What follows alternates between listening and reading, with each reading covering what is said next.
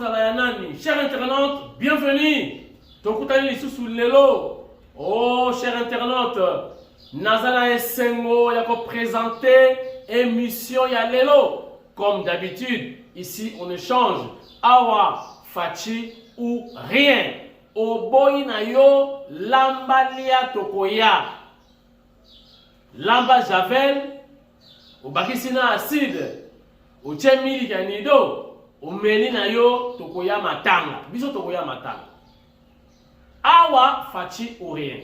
Mfumu waditunga. Merci na bino nyonso. Merci na fidélité. Lelo ba information est belle.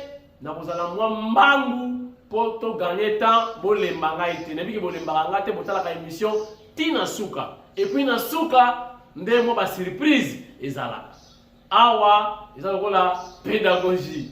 Donc tokoseka mwandambu, tobongisi mwa moke, to critiquer mwandambu, to pesi information, elle moko za mwa logique, elle moko ba kaka ndenge ezalaka. Et c'est comme ça.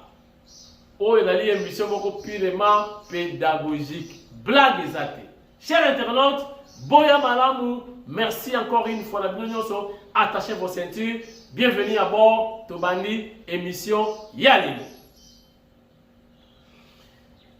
Général Luboya, c'est vrai, Bangouna République, Oyo Balingi, changement T, Oyo Balingi état de siège T, Bazakola Lisaye T, Général Luboya, Mikolonios, Oh la complice, Oh ils sont là côté, Oh ils sont simbaté, Oh comme trafiquant, Yepalobi Ngape na kotika T, na kosala mosala, Oyo.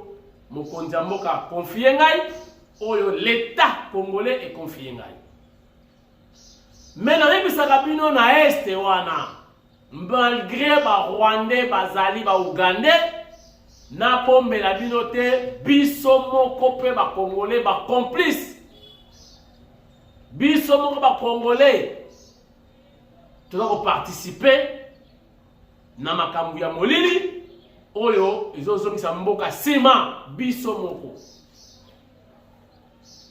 Général Luboya lobi na kotika te ngape na kolala te tukunabo toza na bango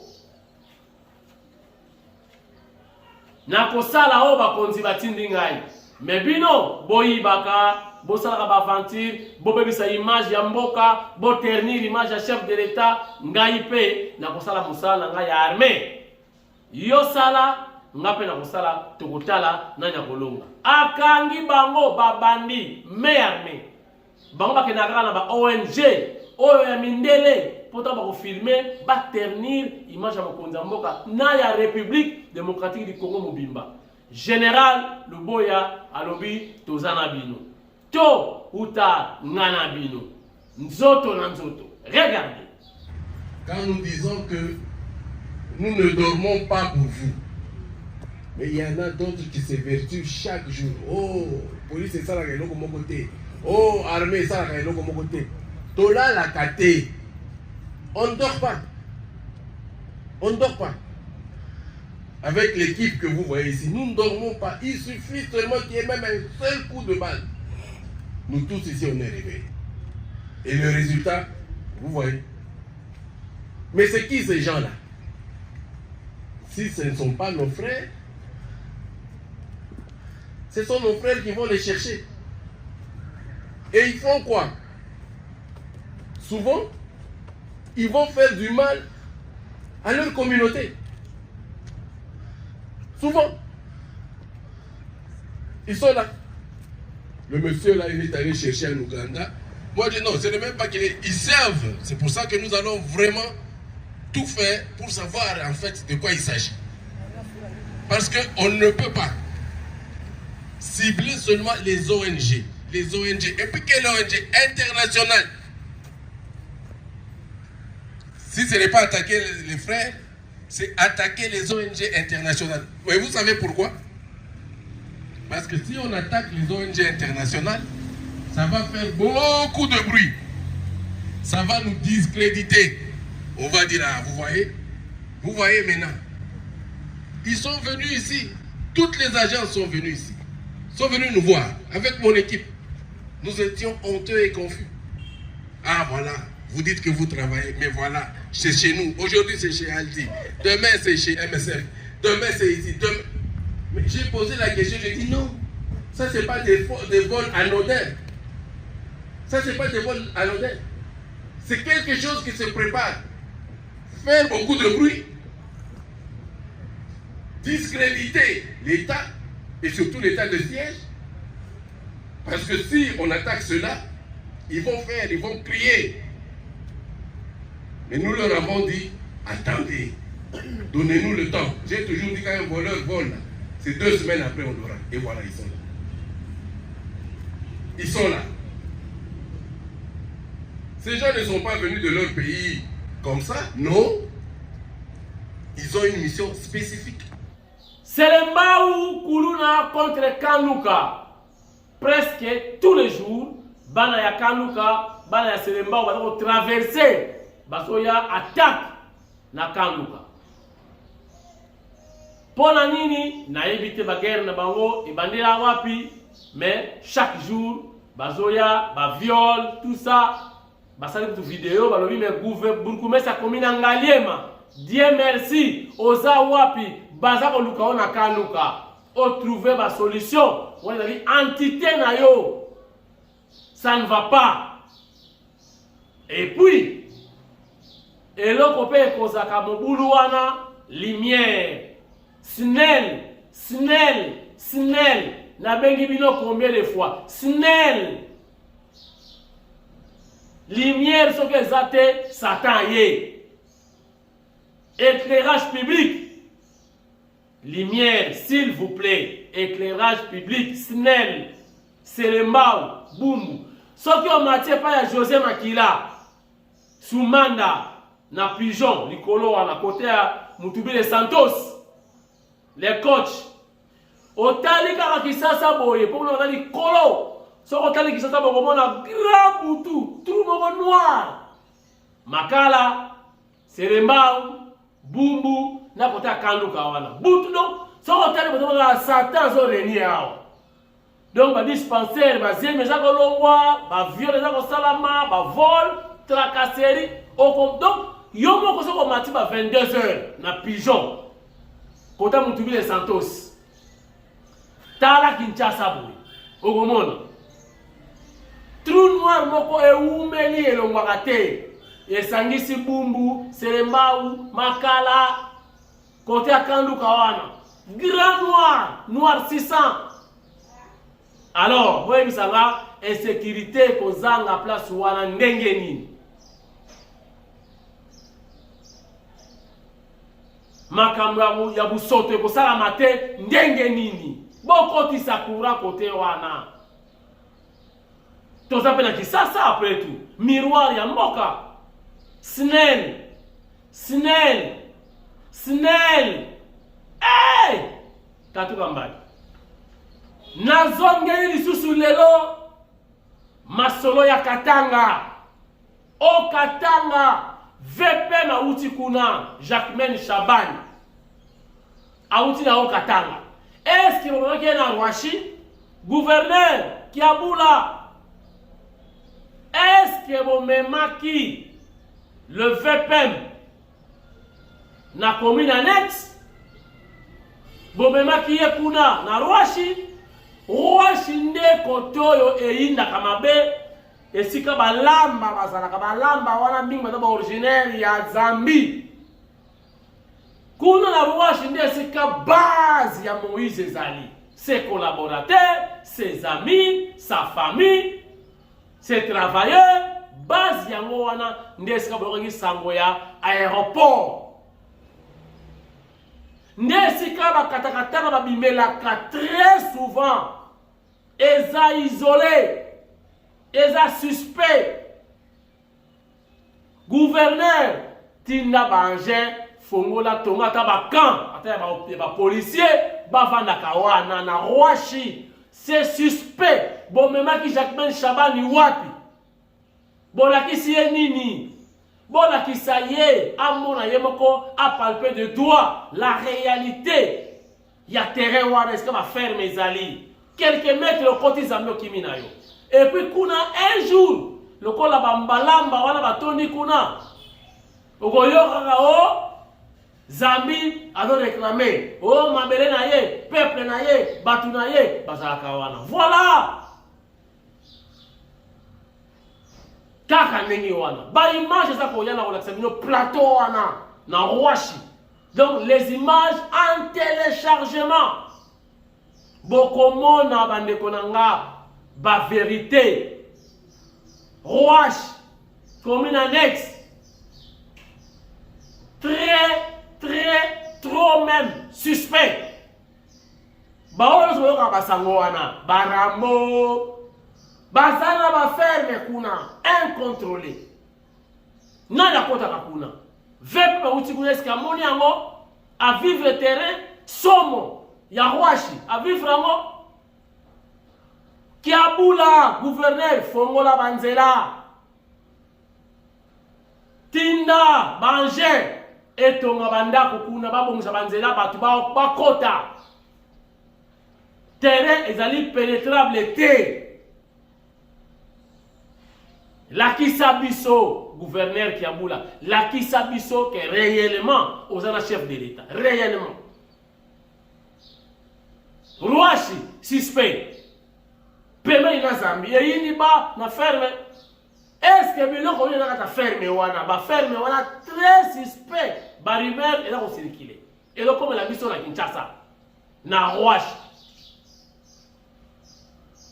Bobo ngisango botonga ba école, boko sala stade. Comme ça batu ba yaka siko kota kuna ba monaka ntabaleki mbolo kwaleki. Rwashi c'est suspect. Ba oyo se boyoka basango wana o bakotaki bakatakatanga bayak ba bimela kande kuna. Eza esika moko fo la lisu likolo na lisu. Bacha ba activité commerciale Batoupe, bazalaka wana. Comme ça, et l'on a image, oh les allélis, qui va comme ba GMAB, ba comme ba munition, Minduki, na ba wana. C'est très suspect. Les images en téléchargement. Bozela izoya. Bino mo mona, est-ce que sika ndenge na fuza la bongo? Ba image za koya. Naibisibino ezakoya. Adhésion ezakobanda na Foreka Fondation Régine Kapinga. Déjà Belgique et Indi. Yemo pe moi na Belgique. Moi na Villevorde, Mama Munganga. Foreka Fondation Régine Kapinga. Batu balako senga, balako tuna, bakokota ndenge nini. Kala mingi te bao bakokota tokosala groupe WhatsApp masolo ebele ba idée ba projet bokoye bango na kati ya groupe WhatsApp ya Foreka. Mais na kolobela ni fondation Régine Kapinga oyo ezala ba objectif ebele kosalisa baye bazanga pour yazali mama Munganga. Yazali mama libota, mama ya mabota. Toti ke la mokonza moka charge ye mokote. Maréchal Bakiango, le président fondateur n'est pas un magicien. Seul, il ne peut rien. Mais avec l'appui de tout son peuple, il peut tout. Voilà. C'est la même chose. Toti ke la fati, ba charge nyo sauté. To salisa ye, to salisa pe mboka. To accompagner ye. Donc, otindi kombo na yo, to ko enregistrer yo, Nicole Koya, bokoye ba parce que ça très organisé. Olingi au poste o nini, c'est au fur et à mesure to koyeba nani akosala nini na fondation. Ba oyo nyonso bakala ba don. Basana biloko na poto ebele lokola alba na alost. Ye aza déjà lobi, aza prêt à kosala conteneur. Après ça déjà la fondation pour la kosalisa bana ya ata ba jouer eza na bana musuna selemba ou ayebi attaque jouer ayebi yangote ayebika soka bimi na tongo na ndaku banzema bantande bani kobeta Kimbembi sola mwana Kimbembi sika kwenda Kimbembi Kimbembi mzembo mwana ayebika kayango mwana otuni mwana le corbeau le renard ayebite le loup et l'agneau ayebite Mikombe et les démons ayebite ba ordinateur, ba jouet, ba vélo, biloko ebele alba lobi yaza nango na lost. Akopesa ofele na fondation Régine Kapinga. Foreka en sigle. Boya considéré to salisa bande kona biso to tikela fati charge nyonso te. To relaxer pe mwa muke. Mabe voilà. Donc, bilamba, tabana, basi balata, ba chaussette, ba jouet, bilo a rolia. On les a périmétrés, s'il vous plaît. Fondation, à cause on a besoin d'ango. Ba chaise roulante, ba béquille, les médicaments. Attends, en tout cas. Le coup de la fondation, dans la fondation, doit ne pas la moquer et permettre et salisa baïmoka. Mabe, Foreka, Fondation Régine Kapinga. Toujours la vision, il y a soutenir Mokonzi Mboka, chef de l'État, son Excellence Félix Antoine Tshisekedi Tshilombo.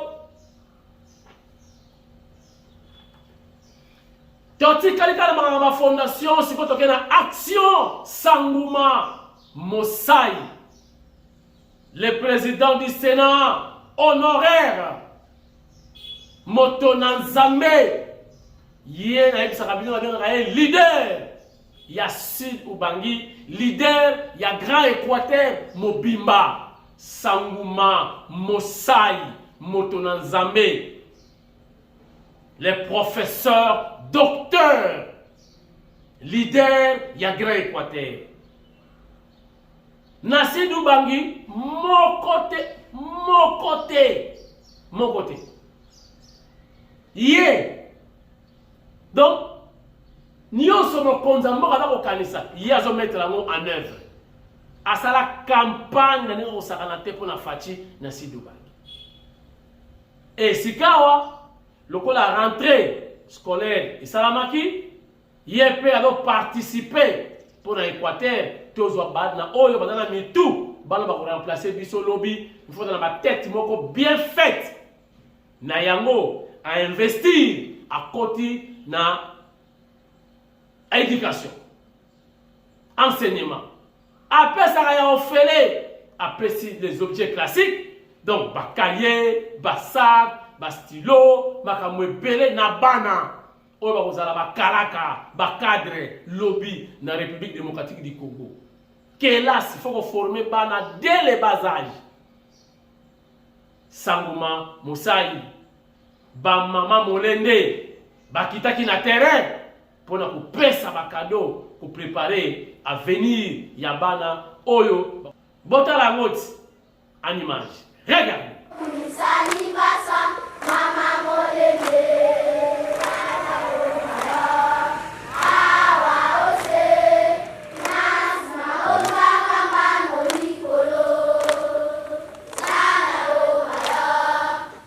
Chaque enfant qui reçoit une bonne éducation a le pouvoir de sortir sa famille de la pauvreté et de contribuer à une communauté plus forte et plus équitable. Motivé par les soucis d'aider les enfants de sa province à être compétitifs, le président du Sénat honoraire, le révérend Sangoma Temongo de Mosai, à travers Maman Molende, a remis des cartables scolaires aux élèves des écoles ciblées dans le 4 secteurs du territoire de Guémena, Ngouya, Boansé, Mbari et Bangakungu. Cette belle initiative de l'action Sangoma, Opération Cartable pour l'avenir, est un soutien de taille à l'éducation, mais aussi à la gratuité de l'enseignement initié par le président de la République, Félix Antoine Tshisekedi Tshilombo. Je tiens à exprimer mes plus respectueux hommages à son Excellence Félix Antoine Tshisekedi Tshilombo, président de la République et chef de l'État, dont la vision éclairée a rendu effective la gratuité de l'enseignement primaire à travers tout le territoire national depuis septembre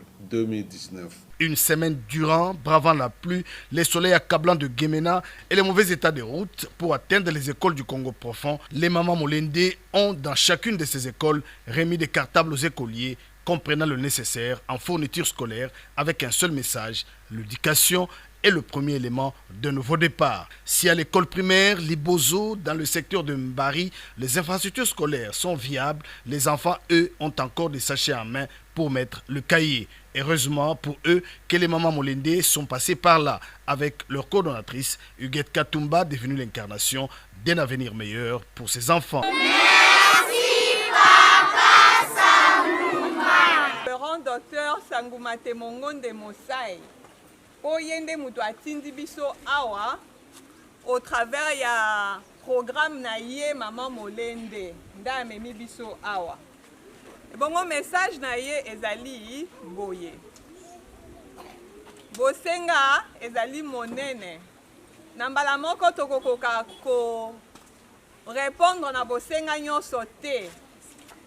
Kasi na moke nde tokokoma. Yo oyo kozwa lelo te ko décourager te. Kende su ko travailler makasi pour que mbala sibata mutoko ya yonde madame directrice apona pozwa sac. La dame pluie n'a pas empêché les mamans Molende à voler au secours des élèves de l'école primaire Bombari 2 dans le secteur de Boancé de recevoir le précieux sésame venant du docteur Sangouma Temongonde Mosai. Florence Doagwili nazali kopesa bino matondi mingi na kopesa biso saki oboyeli biso bongola ye kopesa bino matondi mingi na bandeko bapesi biso saki merci mingi epai na bino bakonzi ozwa nzela depuis Kinshasa koya ti kokoma Guémena pe kolongwa Guémena na banzela mabe na se na mbula na bakondition ya makasi koya ti kozwa biso na epe bobanide na kati boye elakisi bolingo na bino epai na bana Congo et surtout bana ya territoire ya Guémena bana ya secteur ya Boanse bana ya groupement Wagbena bana ya epe bobanide oyo ezwami na mboka bobanide na yango na kosenga na bana babete la bino isusu maboko makasi. Merci Papa Sangouma. Les élèves d'école primaire qui étudient encore sous les chaumes espèrent qu'un jour le programme de 145 territoires passera par là. Des kits scolaires ont été remis. L'avenir est prometteur pour ces enfants. Tous les enfants à l'école, c'est l'avenir du pays. À l'épée Kungu, dans le secteur de Banga Kungu, les enfants, eux, ont eu des mots justes pour remercier le révérend docteur Sangouma Temongonde Mosai pour cette générosité. Les enseignants ont esquissé un pas de danse pour saluer un jour nouveau dans leurs écoles.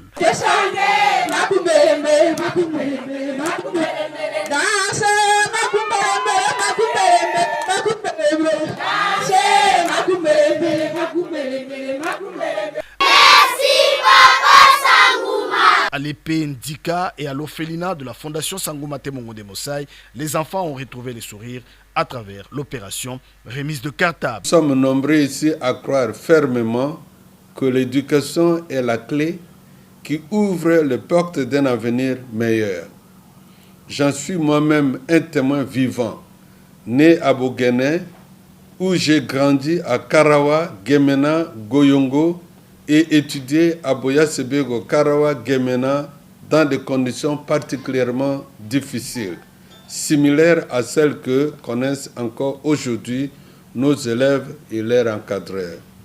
C'est donc avec humilité et compassion que je comprends les défis auxquels vous faites face chaque jour. Grâce à la bonté infinie de Dieu, à l'éducation et au soutien inestimable de ma communauté, j'ai pu surmonter ces obstacles et servir notre pays dans des institutions de haut niveau. À travers cette remise symbolique des cartables, notre objectif est non seulement de soutenir et d'encourager jeunes écoliers, mais aussi de rappeler aux parents l'importance cruciale de maintenir leurs enfants sur le chemin de l'école.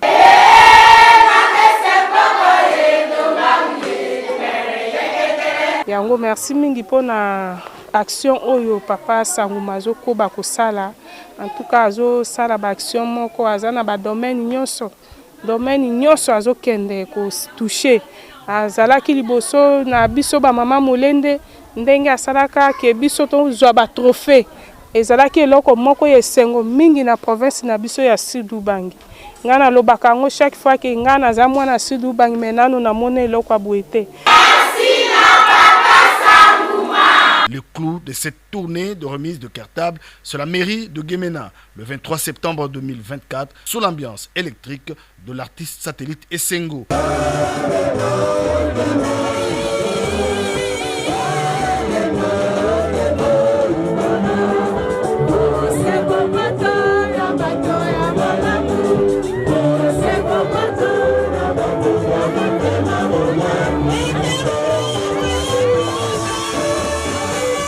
Ici, le maire de Guémena, Jacob Louba, a remercié le président de l'Action Sanguma pour ses gestes avant d'inviter les autres à les suivre. Sanguma alingabana mingi ena kanisete na mikolo mikoya lera koya tokokuta na lisusu ena boye pona ko abiser na temps na binote au nom de la population et habitants de la ville de Guémena.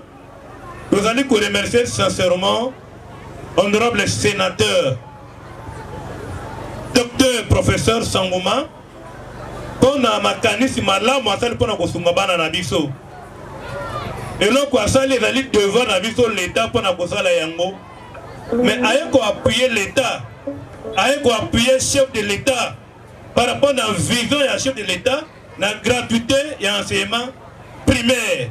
Les lots honorable Sanguma aza kolakisa bana na biso ndenge ya koloba parce que akopesa bango sac moko na quelques cahiers mais sac wana na cahier wana nde ekolakisa bango ndenge nini bakokoba ti bakokoma ba sénateur bakokoma ba député ba ministre et pourquoi pas président de la République. Lelo honorable Sanguma asali par na ye mais yo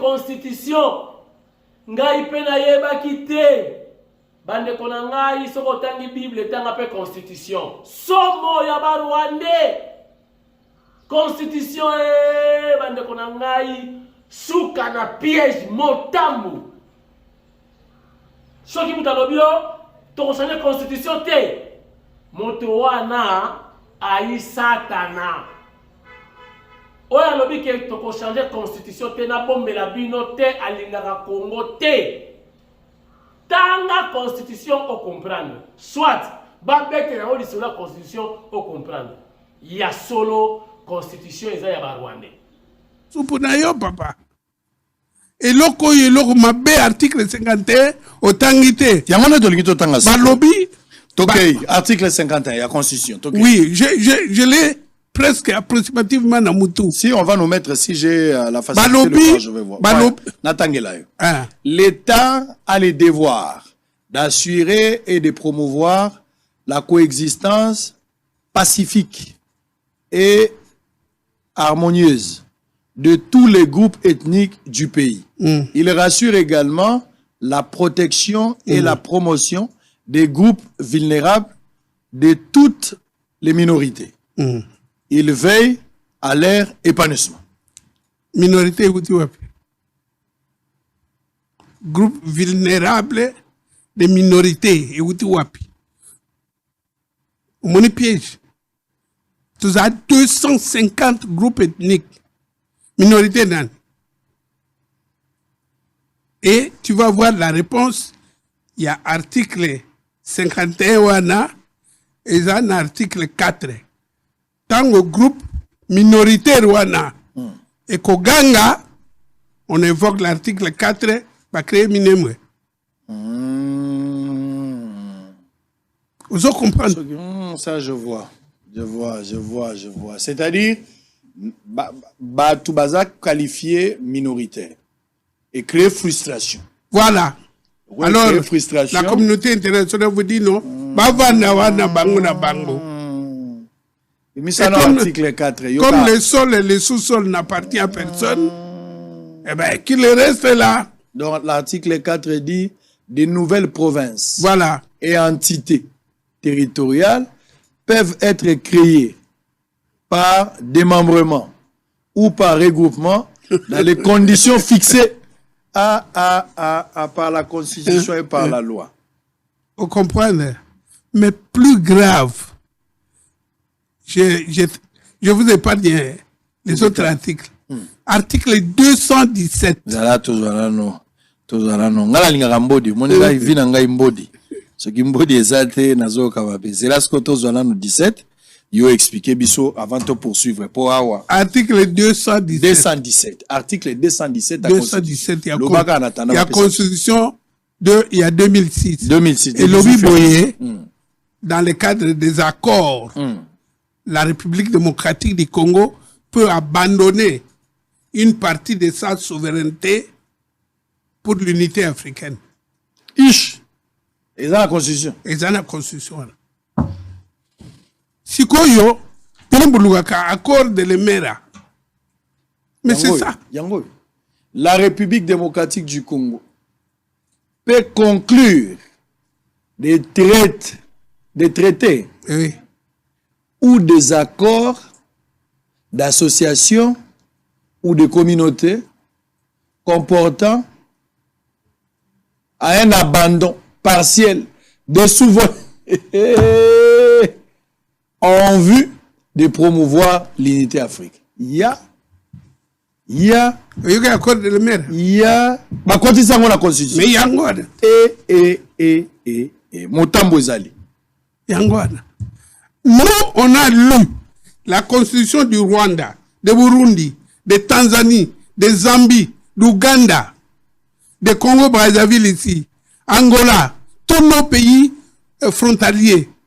Aucune disposition ne s'intègre. Le président de la République, Azali sauveur du Congo. Fachi, Azali sauveur du Congo. Et ça, c'est ce qui, au lieu de m'ouengiter, nous avons fait ça de l'autre côté. Au lieu de m'ouengiter, au lieu de faire son lobby, nous sommes esclaves dans la Singala Kingo. Mais quand on a peine à la lélo, nous sommes libres. On met la main. Nous avons fait un film, nous avons fait un film. Na yango mokonza mboka abeti sete alobi il faut tout changer la constitution. Na ona balaki na balaki ba momuke to modifier to recta to changer ngodi ba Rwanda ba tshela mso ba piège bangi lisusu faux sénateur oh là là nalobaki na bino makam nalobaka bochaka ngona matoi bochaka na mutu bobombaka yango nalobaka pamba te nalobaki lokola bakangi député ya lokuta ya mayuya c'est que ba sénateur ya faux bazali ba policier ya faux bazali ba généraux ya faux bazali ba fonctionnaire ya faux bazali qui est ba agent de sécurité ya faux bazali même la présidence nalobaki yango mikolo yo do faux pena fouye banda lobi na tala boye bakangi papa sénateur ya moniate na sénat donc makamna lobaki eza ya solo donc partout eza na ba oyo bazali ba faux bazali bakotaka ndenge nini baoperaka ndenge nini babimisa ba secret les jours à venir tokoyeba nani patron na bango ata na sisa na classe te jamais na robosa na ke makala na français c'est prison.